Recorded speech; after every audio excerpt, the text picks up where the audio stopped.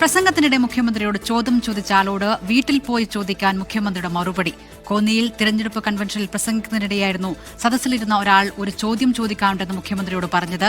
അത് വീട്ടിൽ പോയി ചോദിച്ചാൽ മതിയെന്ന് പറഞ്ഞ് മുഖ്യമന്ത്രി പ്രസംഗം തുടർന്നു. സാർ മൗനവ്രതത്തിലോ മറ്റോ ആണോ? ഞെട്ടാൻ പോകുന്നതേ ഉള്ളൂ. പൊട്ടാൻ പോകുന്ന കതിനകളായി നിൽക്കുന്നവരല്ല. ആവശ്യം വളരെ കൂടുതലാണ്. അത് വീട്ടിൽ പോയി ചോദിച്ചാൽ മതി.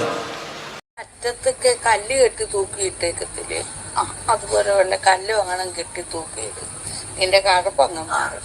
അകൃതകൃതാവായ നാട്ടുകാരെ ശ്രദ്ധിക്കുക, കലാപരിപാടികൾ തുടങ്ങാൻ ആരംഭിക്കാൻ. പടക്ക് പുറത്ത് എന്ത് നമുക്ക് സംസാരിച്ച് തീർക്കാവുന്നേ, അകത്തേക്ക് വാ. ഇനിയൊരു ചോദ്യമില്ല, ഒരു ചോദ്യമില്ല. അവസാനിച്ചു. ചിത്രകാലൻ അയാൾക്ക് ചെവിടും കേൾക്കുന്നില്ലെന്ന് തോന്നുന്നു. അല്ലാന്നൊരു ശരിയായ ഏർപ്പാടല്ലേ. ഞാൻ സംസാരിച്ച് അവസാനിപ്പിച്ചല്ലേ. മാലനക്കാൻ കൊടുക്കും.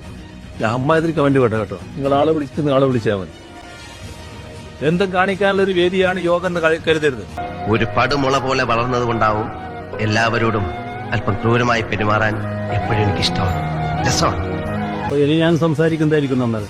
അല്ലെങ്കിൽ എനിക്ക് ഒന്നും സംസാരിക്കാതെ ഇറങ്ങി പോകേണ്ടതായിരിക്കും. മാലനക്കാൻ കൊടുക്കും. നോവിക്കാൻ വേണ്ടി ഞാൻ പലതും പറയും. എന്തോ എന്നറിഞ്ഞാൽ എനിക്ക് സന്തോഷമാകും. ദുഷ്ടനാണ് ഞാൻ. നല്ല തന്തൊക്കെ പറഞ്ഞുകൊണ്ട് എനിക്ക് അതിനകത്ത് വിഷമം തോന്നേണ്ട കാര്യമില്ലല്ലോ. എന്റെ ഈ വളർച്ചയ്ക്ക് തറക്കല്ലിട്ട എന്റെ അച്ഛനെ നന്ദി.